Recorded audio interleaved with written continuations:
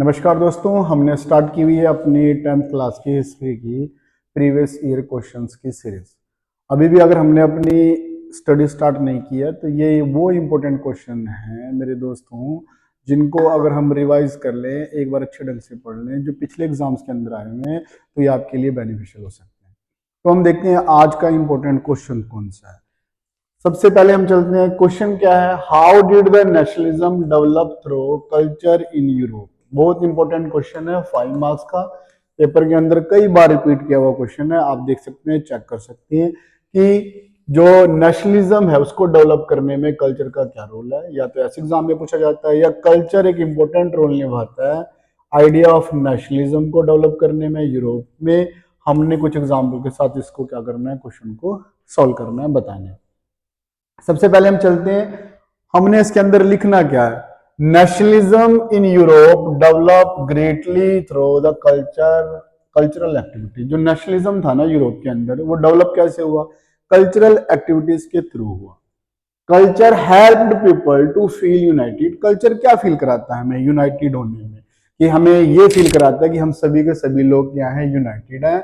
और इसी ने ही क्या करने में हेल्प की, एक कॉमन नेशनल आइडेंटिटी को बनाने में हमारी यूरोप के अंदर क्या किया इसने, एक डेवलप करने में क्या है, फीलिंग को, नेशनलिज्म में इसने इंपॉर्टेंट रोल निभाया। अब हम चलते हैं, हम लिख क्या सकते हैं इसमें, role of art, literature and music. जो भी आर्ट था, पोएट्री थी, स्टोरीज थी, लैंग्वेज एंड म्यूजिक, इन सभी ने हेल्प किया एक्सप्रेस करने में और शेप करने में क्या, nationalist feeling, and created a sense of unity among the people. ये जो भी आर्ट है हमारा, लिटरेचर है, म्यूजिक है, कल्चर है, इस सभी ने क्या हेल्प किया, क्रिएट करने में सेंस ऑफ यूनिटी लोगों के बीच में, ताकि लोगों को ये फील हो कि वो सारे के सारे लोग क्या हैं, यूनाइटेड हैं, वो अपनी कंट्री के लिए क्या कर सकते हैं, लड़ सकते हैं। दूसरा, रोल ऑफ लैंग्वेज। अगर हम बात करें फ्रांस की, तो लैंग्वेज प्ले एक इंपॉर्टेंट रोल निभाया उसने डेवलप करने में नेशनलिज्म को इन द फ्रांस के अंदर। रीजनल डायलेक्ट जो थे उनको डिस्करेज किया गया, और क्या किया गया, French was promoted as the common language of the nation. क्या किया गया कि अगर नेशन को मजबूत बनाना है तो उसके लिए क्या करना पड़ेगा भाई, एक कॉमन लैंग्वेज हमारे पास होनी पड़ेगी। तो वहां पर किया क्या गया, जो रीजनल डायलेक्ट थी उनको डिस्करेज किया गया, और किसको प्रमोट किया गया, एक कॉमन लैंग्वेज को। तो ये फ्रेंच क्या थी, वो कॉमन लैंग्वेज थी जिसको प्रमोट किया गया, क्या करने के लिए, नेशनलिस्ट फीलिंग को डेवलप करने के लिए।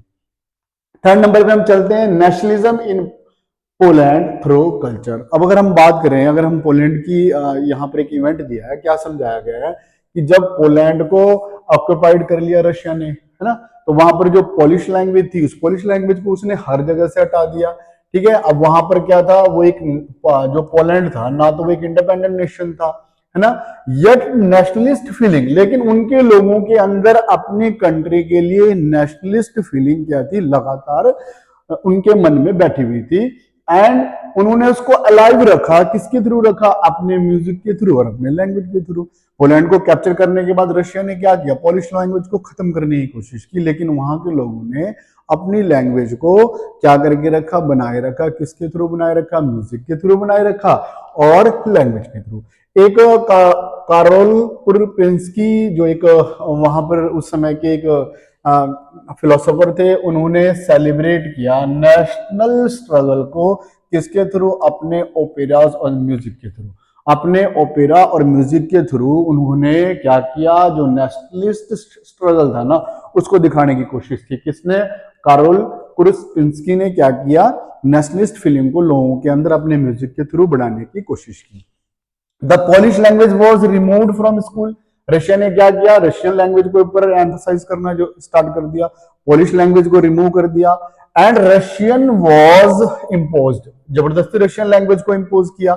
लेकिन जो पोलिश लोग थे ना, उन्होंने क्या किया, चर्चेस के अंदर, रिलीजियस इंस्ट्रक्शंस के अंदर अपनी लैंग्वेज को वेपन के तौर पे इस्तेमाल किया। किसके लिए, नेशनल रेसिस्टेंस, अपने देश के अंदर रशिया के खिलाफ अपनी बात को रखने के लिए ये लोग क्या करते थे, रशियन कहते थे भाई रशियन लैंग्वेज को इम्पोज करना है, हर जगह रशियन लैंग्वेज का इस्तेमाल होना चाहिए।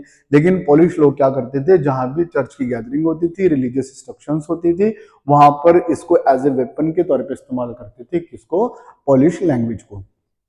फिर फीमेल एलिगरीज के ऊपर हम चलते हैं। कुछ फीमेल एलिगरीज बनाई गई, क्या करने के लिए? लोगों के अंदर यूनिटी को डेवलप करने के लिए। क्या किया गया? In the 19th century artist invented female allegories बनाई गई, क्या करने के लिए? रिप्रेजेंट करने के लिए नेशन को। ऐसे ही क्या थी? फ्रांस की जो फीमेल एलिगरी थी वो क्या थी? मैरिने थी। और जर्मनी की क्या थी? जर्मेनिया थी। उनके स्टैचूज क्या किए गए? अलग अलग पब्लिक प्लेसेस के ऊपर बनाए गए। क्यों बनाए गए? ताकि लोगों के बीच में जो नेशनलिस्ट यूनिटी है वो क्या रहे? डेवलप रहे। फीमेल एलिगरीज के तौर पे क्या अपने देश को फीमेल के रूप में क्या किया गया? प्रेजेंट किया गया। बताया आपको हमने, फ्रांस के अंदर मैरिने थी और जर्मनी के अंदर जर्मेनिया थी, जिसको पब्लिक प्लेसेस पर इनके स्टैचू बनाए गए ताकि लोगों के अंदर यूनिटी की फीलिंग डेवलप रहे। पॉइंट हमारे पास है रोमांटिसिज्म एंड फोक कल्चर। जितने भी रोमांटिक आर्टिस्ट थे, पोएट थे, उन्होंने क्रिटिसाइज स्टार्ट किया। किसको स्टार्ट किया? रीजंस को और साइंस को। और किसके ऊपर जोर दिया उन्होंने? इमोशंस एंड फीलिंग के ऊपर।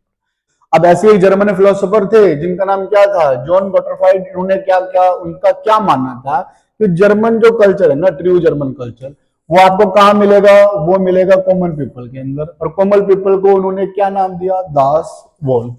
और उसके साथ फोक सॉन्ग्स के अंदर मिलेगा, वो फोक पोएट्री के अंदर मिलेगा, फोक डांसेस के अंदर मिलेगा। और उन्होंने किस चीज के ऊपर जोर दिया?